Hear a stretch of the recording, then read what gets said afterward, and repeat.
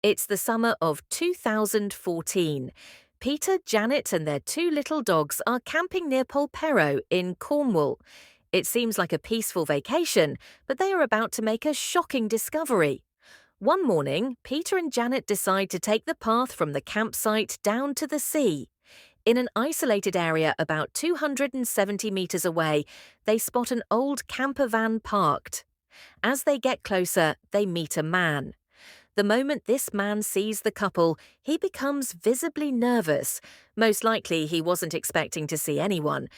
Peter and Janet don't think much of it and continue their walk until they come across a little girl and a woman. The girl is wearing a colourful dress and holding a small gift box, as if she were going to a party.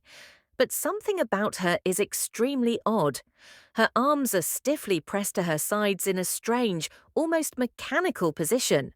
The woman, who appears to be of Portuguese origin, also looks visibly shaken.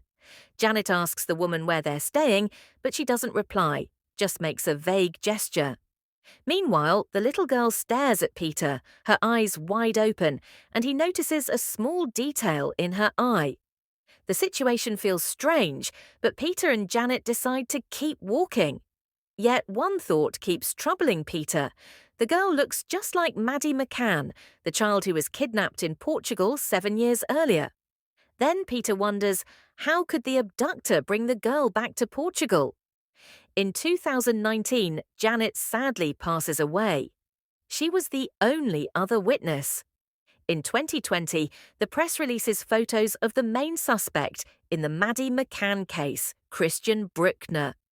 And it was him, the same man Peter and Janet had seen in Cornwall, and the girl was undoubtedly Maddie. She was alive, around 11 years old, and very likely being abused by Bruckner.